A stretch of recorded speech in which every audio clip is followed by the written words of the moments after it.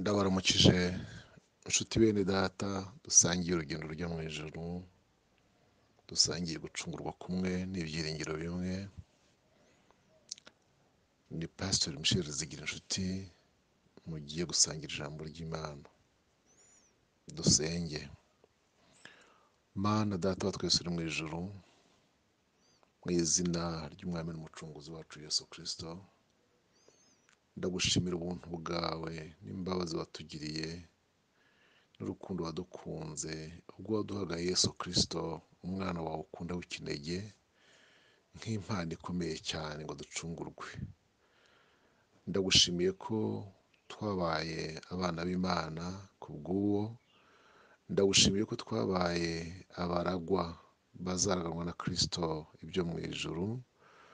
Ndagushimiye ko twamaze kubona ubwenegihugu bw'ijuru, tukaba turi abaturage baryo.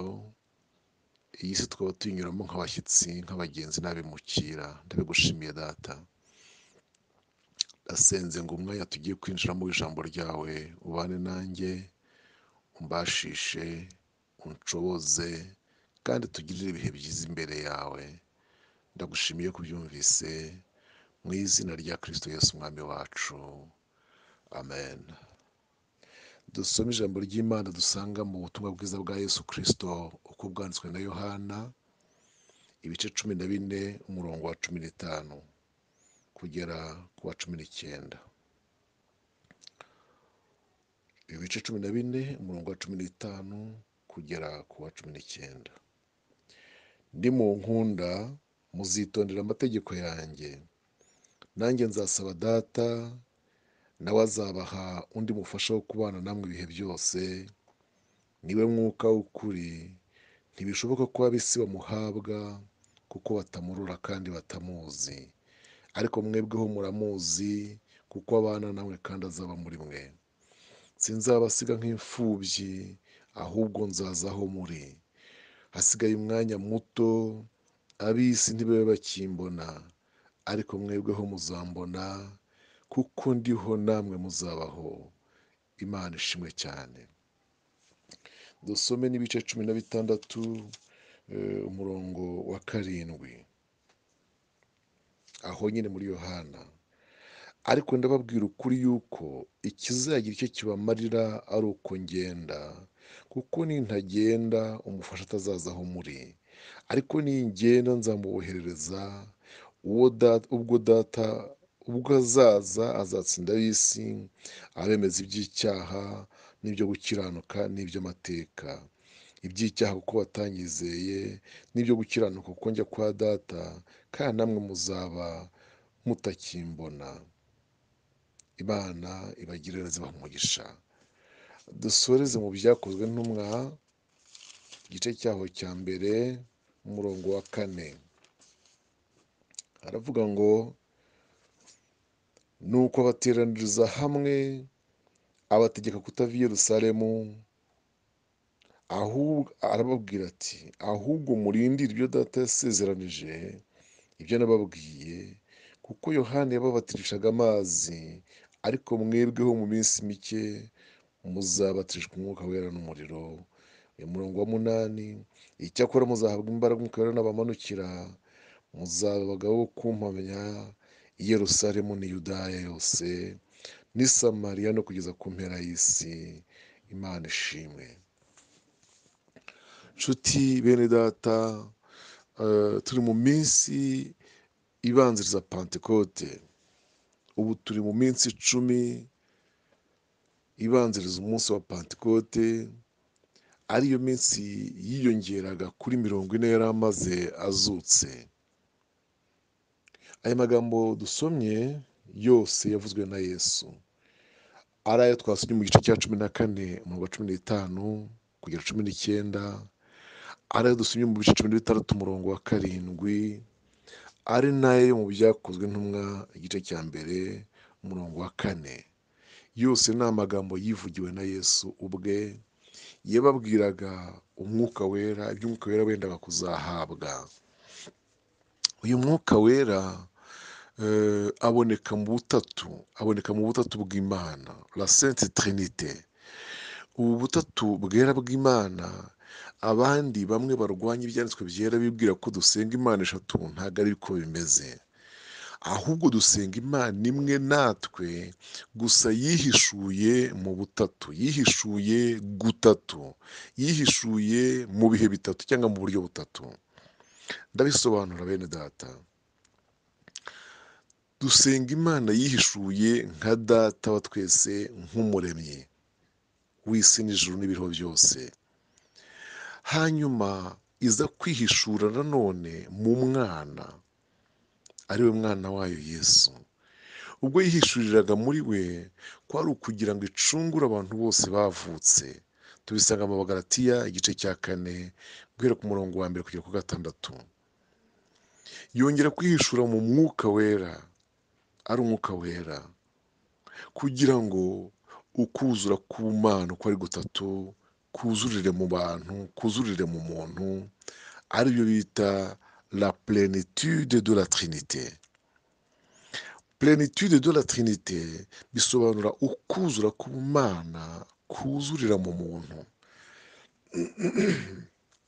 Umuntu aremwa, Tangiriro igice cya 2 umurongo wa 7, tubona ko Imana yamuhumekeye umwuka wayo mu mazuru, umuntu ahinduka ubugingo buzima.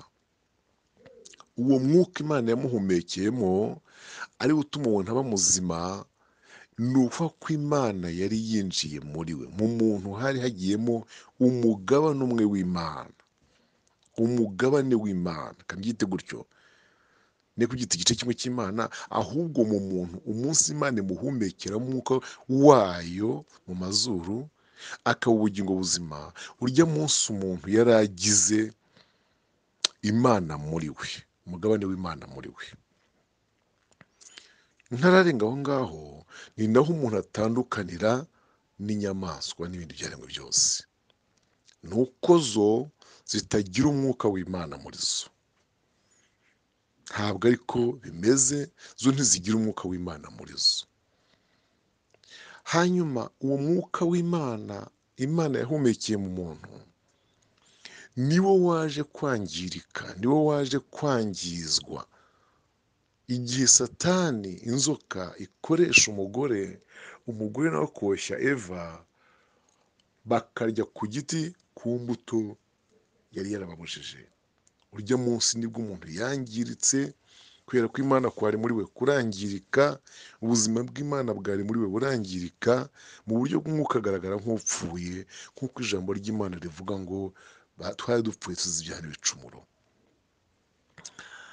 Uwo mwuka w'Imana, Imana ihumekeye umuntu, igihe cyaje kugera, noneho umuntu yakira Kristo.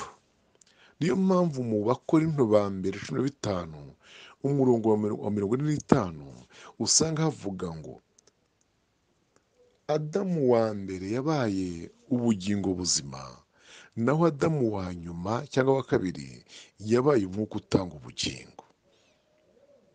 Uwo murongo burya nicyo uvuga, usobanura ko Adamu wa mbere yabaye ubugingo buzima.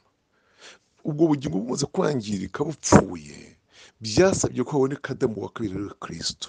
Niyo mpamvu yitwa Adamu wa kabiri, akaba na Adamu wa nyuma, kuko nta wundi uzamukurikira, nta n'uzamuheruka. Babarire. Noneho nyuma haje kuza Umwuka Wera, twazi manifestation, ukwihishura kw'Imana kwa gatatu kwabaye ko yihishura mu Mwuka Wera. Uyu Mwuka Wera ndamuvugaho duturutse hirya mu Itangiriro, mu gice cya mbere, aho muzi havuga ngo mbere na mbere Imana yaremye ijuru n'isi.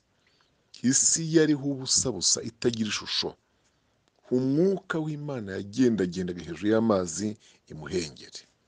Uwo Mwuka Wera, kiriya gice n'uramurongo bishaka kwerekana ko nawe yagize participation, yagize role cyangwa se uruhare rukomeye mu kurema, muri création. We yarari aho ngaho akora ikintu kimeze nka supervision, cy'ubugenzuzi, cyo kwasura sécurité, cy'umutekano. uyu mwuka wera mu isezerano rya kera hatwereka yuko yajyaga aza ku bantu nimuhere kuri Mose mu gitabo cyo kubara igice cya mbere, umunsi yongeraga wo kumufasha umurimo 70. Imana yaramubwiye ngo arenda ku mwuka umuriho, wende ku mwuka ukuriho maze ubahe nabo. Ngo nuko yenda ku mwuka umuriho abahaho, nuko umwuka bagwaho bafatanya nawe kuyobora. Nitugera mu Bacamanza ibice 13 24 kugera 26, turasanga Samusoni amaze gukura, amaze kuba umusore, umwuka yaratangiye kumukoreshereza imahane Dani hagati y'Isora na Esitawoli. Nawe yajyaga amuzaho rero. Niyo mpamvu ahantu hose muzasoma amateka ya Samusoni, haba mu bice 14, uyu munsi yica Abafilisitiya bwa mbere, umunsi abohekanya imirizo y'ingunzu, umunsi afata umusaya w'indogobe, hose aravuga ngo umwuka muzaho, umwuka akamuzaho, umwuka akamuzaho. Uko umwuka yamuzagaho niko yarwanaga kandi akanesha. Uko umwuka yamuzagaho niko yakoraga ikintu kidasanzwe gikoreshejwe n'umwuka w'Imana. Saho gusa, Samweli wa mbere igice cya 10 imirongo uhereye ku murongo wa 1 kugera ku wa 10, naho muraza kuhasanga ko Sawuli amaze kwimikishwa amavuta, ngo umwuka yamujeho amuza hari uko ageze ahantu mu ibanga ry'umusozi, ngo akubise amaso umutwe w'abahanuzi bavuye ku musozi bahanura, ngo nawe umwuka muzaho atangira guhanurana nabo. Umwuka yazaga ku bantu, ntabwo yabaga mu bantu, kandi iyo yazaga yarabakoreshaga. Niyo mpamvu ubuhanuzi bwaje guhanurwa rero na Yesaya, busubirwamo na Ezekiya na Yoweri, hanyuma na Yesu ubwo arabwiyuzuriza buvuga ngo hanyuma y'ibyo nzabakuramo umutima umeze nk'ibuye, mbashyire umutima woroshye nk'inyama, nzakura amategeko yanjye ku bisate by'amabuye, myandike mu mitima yanyu, maze nzabasukamo umwuka wanjye. Aho ngaho muri Yesaya 44 hakavuga ngo imigezi izatemba iva mu nda yabo. Iryo jambo imigezi izatemba iva mu nda byasobanura umwuka wera uwo bamwizera bazahabwa. Na Yoweri 2:28. Yesu yaje kubyisubiriramo rero avuga aya magambo twasomye muri Yohana 14:15, aravuga ati nimunkunda, kunkunda byonyine, urukundo mu nkunda ruzabashoboza kwitondera amategeko yanjye. Bene data bashiki banjye muteze amatwi ijambo ry'Imana, urukundo dukunda Yesu, urukundo ukunda Yesu nibwo rugushoboza kwitondera amategeko y'Imana. Burya ntimugire ngo hari indi ngenza, ntimugire ngo hari indi ngenzuzi, ntimugire ngo hari indi jisho dutinya. Oya, twaba turi mu Rwanda cyangwa turi mu mahanga, bwaba bwije cyangwa habona, ikintu kidutera kwanga ibyaha no kubinesha ni urukundo dukunda Yesu. Imana ibagirire neza bene data bashiki banjye. Aravuga ati nimunkunda muzitonda amategeko yanjye, nanjye nzasaba Data, nawe azabaha undi mufasha wo kubana namwe ibihe byose. Uwo mufasha niwe mwuka w'ukuri. Ntibishoboka ko ab'isi bamuhabwa kuba batamurora kandi batamuzi, ariko mwebwe muramuzi kuko abana namwe kandi azaba muri mwe. Urumva ko ababwiye ko uwo mwuka w'ukuri ntibishoboka ko ab'isi bamuhabwa. Niwe mufasha nzabasabira, nzamubasabira mubahe. Imana ishimwe cyane. Kandi naza amaze kugera muri mwebwe, azaba muri mwe cyane ko ubu ngubu yabanaga namwe, ariko icyo gihe bwo azaba muri mwe. Ndashaka gusobanura iryo jambo, yabanaga namwe ariko icyo gihe azaba muri mwe. Bakristo bene data, ndagira ngo mbamenyeshe ko nubwo umwuka wera yasutswe akamanuka akaba ari mu itorero, ari mu bantu b'Imana, mu bantu ba Yesu Kristo, hariho abantu babana nawe ariko bo batamugira muri bo. Iki kintu cyo kubana cyavugaga iki? Cyavugaga kuba aho umwuka yabaye. nicyo byasobanuraga kuba aho umwuka yabaye. aribwo ubona umuntu ataha avuga ko twagize ibihe byiza kandi mu by'ukuri ari ibyo yabonye gusa aho umwuka yabaye, atari ku gihe kizagera abe muri mwe. niyo mpamvu nifuriza mushiki wacu na mwene data wese utarabatswe mu mwuka wera kumusaba, kumushaka, kumushakisha umwete, kwiyiriza ubusa ugasenga kugira ngo nawe ubatizwe mu mwuka wera. umwami adufashe cyane. ati kandi sinzabasiga nk'imfubyi ahubwo nzaza aho muri. iri jambo nzaza aho muri ritandukanye na nzaza aho muba, kuko buriya ahantu uba mu by'ukuri uhaba gake, uhaba amasaha make. uzarebe imirimo nyine mu gihe cy'imirimo abantu bakora, si ibyo tumaze iminsi muri iyi situwasiyo imeze gutya, umugabo ashobora kubyuka iwe saa 11 za mu gitondo, karaba, koga, akitegura akagenda, agataha muri urwo rugo nk'isaa 4 y'ijoro cyangwa saa 5 cyangwa saa 3. baba biga, baba abakozi, hari n'abakozi bakora bakava mu kazi bajya ku mashuri. ibyo bintu byose, ayo masaha mwumva aragaragaza ko aho umuntu aba, lieu de résidence, ahaba amasaha make. niyo mpamvu Yesu yashimye rero ko azajya aza aho turi, nuko aho turi n'aho tuba harazamo. niyo mpamvu umwuka wera atuma tubana na Yesu tutari mu rugo gusa, no kwa muganga, abantu barwaye, bari mu bitaro, abantu baragiye muri misiyo ahantu hatandukanye, abanyeshuri bari ku mashuri. umwuka wera atuma tubana na Yesu muri ubwo buryo. nongere nsobanura kandi ahangaha bamenyesha ko impamvu Yesu yavuze gutya ari uko mu minsi yamaze ku isi atajyaga abasha kubana n'abantu bose igihe cyose n'ahantu hose. ndasubiramo, Yesu ntiyabashaga kubana n'abantu bose igihe cyose n'ahantu hose, kuko nawe yaburaga umwanya nkatwe. nawe yagiraga ibimwokwipa, ibimuhuza. yaba yatashye ubukwe i Kana, i Betsayida ntibamubone. yaba ari mu giterane i Yudaya ntabone ko asura Lazaro kandi arwaye kandi ari inshuti ye, ndetse akagenda apfa bagashyingura adahari. icyo kintu cyo kubura umwanya cyamubagaho nawe. aha yashaka kwerekana ko mu buryo bw'umwuka rero noneho bizatuma abana natwe ibihe byose. haleluya. umwami abagirira neza cyane. nyuma aza kuvuga ngo hasigaye igihe gito cyane, ab'isi ntibabe bakimbona, ariko mwebweho muzambona. yashaka kuvuga iki? mu gihe cyose Yesu yamaze nta ku isi, abantu bamukurikiraga mu buryo bw'ikivunge, ibyo bita mu gifaransa foule. icyo kintu cy'ikivunge cyamukurikiraga kimwirukankaho, bamwe nta ntego, nta mugambi. yashaka kwerekana ko umwuka naza, umuntu azaba ashobora kubana na Yesu ubwe bitari ikivunge.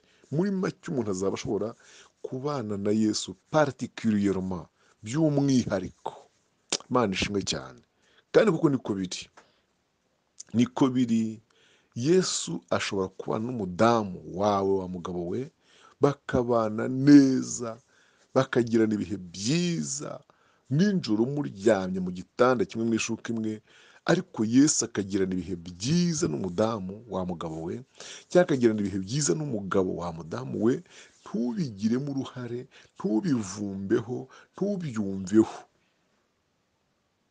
icyo ni igisobanura ko Yesu mu buryo bw'umwuka abana n'umuntu ku giti cye. Imana idufashe cyane.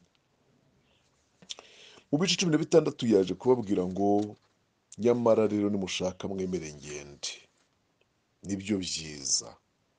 ikizagira icyo kibamarira nuko ngenda, kuko nintagenda uwo mufasha ntabwo azaza aho muri, ariko ningenda nzamuboherereza. iyi ni muri ya minsi yo gusezera rero, ahubwo ati nubwo ndambabwira ibyo kugenda mukababara, nyamara ari byiza nuko ngenda. ikizagira icyo kibamarira nuko ngenda, kuko nintagenda ntabwo umufasha azaza aho muri, ariko ningenda nzamuboherereza. hanyuma rero avuga imimaro y'umwuka wera. umumaro w'umwuka wera avuga ati naza azatsinda ab'isi abemeza iby'icyaha. Haleluya. Buriya ntabwo abanyabyaha batsindwa kuko umuntu yababwiye teoloji nyinshi. Ntabwo abanyabyaha batsindwa kuko umuntu yababwiye aho yize. Ntabwo abanyabyaha batsindwa kuko umuntu azi kugerekeranya imirongo. Ntabwo abanyabyaha batsindwa kuko umuntu afite eloquence. Oya. Ntabwo abanyabyaha batsindwa ku bwazangera abantu batanga n'izo bahimba zitanabayeho. Burya abanyabyaha batsindwa n'Umwuka Wera, bemezwa n'Umwuka Wera. Ntabwo abanyabyaha batsindwa kubera umwanya munini umwigisha yamaze akoresha. Oya, abanyabyaha batsindwa n'Umwuka Wera. Umwuka Wera niwe utsinda ab'isi. Mwese mwagira ngo ahandi ho ntibabwiriza, wajya gusa buri cyumweru abantu baterana usibye ubu ngubu. Ariko burya umwuka w'Imana, Umwuka Wera niwe utsinda abanyabyaha, niwe utsinda ab'isi. Niyo mpamvu mbasaba kugumya kurinda ibanga ry'Umwuka Wera. Ntimuzamutakaze, ntimuzatandukane nawe, ntimukabure ku Mwuka Wera, ntimukamubabaze ngo mumutere agahinda. Bakristo nshuti zanjye muteze amatwi ijambo ry'Imana, umunsi twatakaje Umwuka Wera tuba dufite ibibazo bikomeye cyane. Natwe tuzamera nk'abandi bose. Imana ibahe kuba mu Mwuka Wera nshuti zanjye.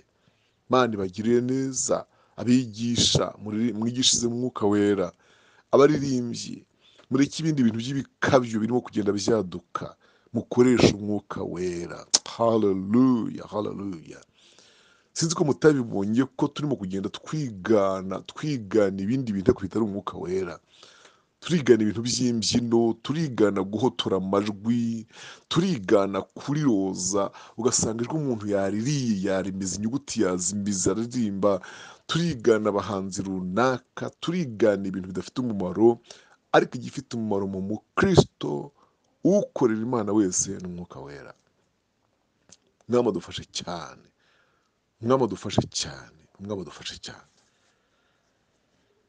Nasoreje mu byakozwe n'intumwa aho yababwiye ngo, aho yavuze ngo nuko abateraniriza hamwe abategeka kutava i Yerusalemu, ati ahubwo mugende murinde ibyo data yasezeranije, ibyo nababwiye. Dore Yohana yababatirishaga amazi, ariko mwe mu minsi mike nzababatisha Umwuka Wera n'umuriro.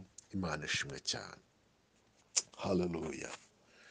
Impamvu ababwira ati nimugende mujye mu murwa i Yerusalemu, murindirireyo kandi murindirire mu cyumba cyo hejuru. Ndashaka gusobanura ibintu ari naho nsoreza. Imana ishimwe cyane bene data. Imana iri kuyumvira ku kintu icyo ari cyo cyose. Yababwiye hejuru, mu cyumba cyo hejuru, kubera ko yari azi ko hasi, aho twakwita muri cave ubwo ngubwo, mu minsi mikuru y'umuganura cyangwa y'umusaruro, harvest day, bazanaga umuganura bawuzaniye Imana. Ibyo babikoraga ku munsi wa 50. Babaraga amasabato 7, biri mu Balewi 23:15. Babaraga amasabato 7 n'iminsi yayo itagabanije. Buriya ntabwo ijambo saba cyangwa isabato risobanura ku munsi runaka, ku wa gatandatu cyangwa ku cyumweru. Oya, ahubwo ijambo isabato risobanura icyumweru. Nk'uko tuzi ko hariho semaine hakaba na dimanche, nk'uko tuzi ko hariho Sunday hakaba na week. Buri ijambo isabato risobanura icyumweru, ntabwo risobanura umunsi umwe. Nimuhasoma neza muzabyumva. Abalewi 23:15, kuko yarababwiye ngo muzaba ari iminsi y'amasabato 7 itagabanije, igenda igeze ku munsi wa mbere w'isabato yindi. Aribyo kuvuga ngo ni ugufata amasabato 7 ibyumweru 7 ugakuba n'iminsi igize icyumweru ari 7, ikaba iminsi 49. None umunsi wa mbere w'isabato igiye gukurikiraho ari wo ku cyumweru, niwo munsi wa mbere w'isabato ari wo ku cyumweru. Uwo munsi muganurira Uwiteka ituro ry'umuganura wundi. Iyo minsi rero 50 niyo Yesu na se bacunganye nayo kugira ngo bazasange abantu benshi muri Yerusalemu, cyane ko ku munsi wa 49 nimugoroba abantu bavaga mu mahanga yose yo munsi y'ijuru, tubisanga ku murongo wa 5 w'igice cya 2 cy'ibyakozwe n'intumwa, bakaza baje kurara i Yerusalemu bitegura umunsi mukuru w'ejo.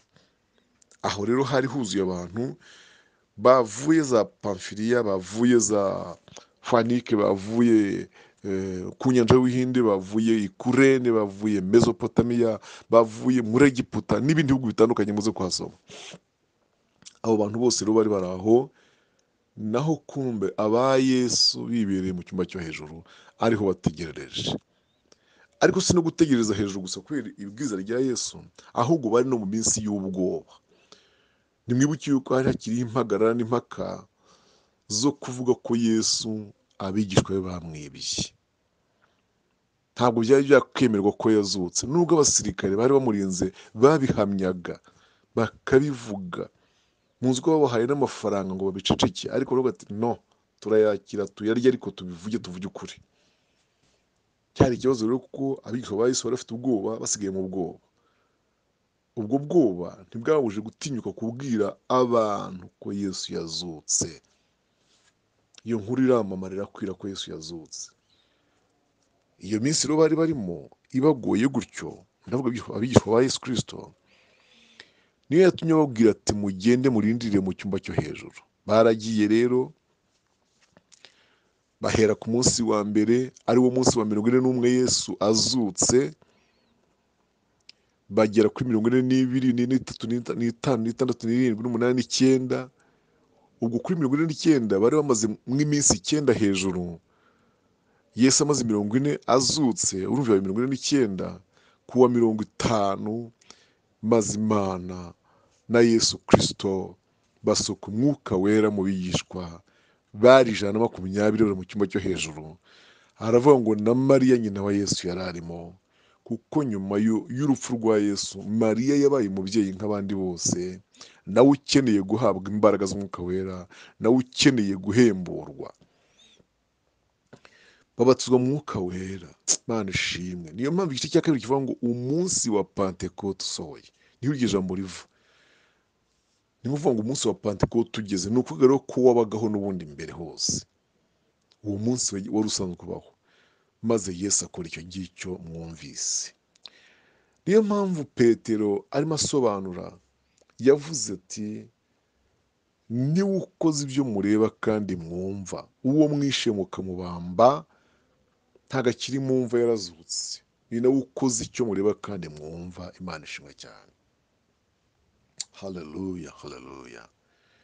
Niwe usutuye Umwuka Wera, abaganiriza amagambo aho ngaho ariko ari mu incyuro.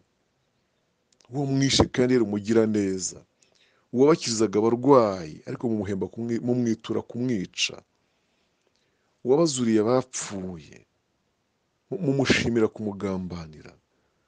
Mw'Abayuda mwe, arabacyurira cyane. Niyo mpamvu 2:37 bavuze ngo none se bagabo bene data tugire duti. Arababwira ati nimwihane, umuntu wese muri mwe abatizwe mu Mwuka Wera, namwe abatizwe mu mazi menshi, namwe muzahabwa iyi mpano, kuko isezerano riri iryanyu n'abana banyu, abari kure bose abazahamagarwa n'Umwami Imana yacu. Haleluya. Mwihane, mwihane. Umwami adufashe. Iri jambo ryo kwihana rimaze kubura mu nyigisho nyinshi no mu bigisha benshi. Umuntu asigaye azi uko yakabaye akinjira muri cace, nta kwihana, nta kwezwa, nta kuhagirwa. Nyuma mu minsi mike bagatangira guhimba Umwuka Wera no kuvuga mu ndimi bihaye bihimbiye. Ngibi byababaje umutima w'Imana, irazifunga rwose. Umwami adufasha tugire neza bene data, muri iyi Pentekote twibutse mu gihe nk'iki kimeze gutya, Imana ihembura ubugingo bwanyu, ihembura umuntu wese aho ari mu mwanya we. Mwuka Wera bashoboze kunesha ibyaha, Mwuka Wera bashoboze gutegereza impanda no kwezwa. Mwuka Wera bashoboze. impano z'umwuka wera zake muzifashishanye nk'uko umwuka wera yabishatse. Imana ibagiriza kandi ibaha umugisha. Ndajya ngo dusenge Imana.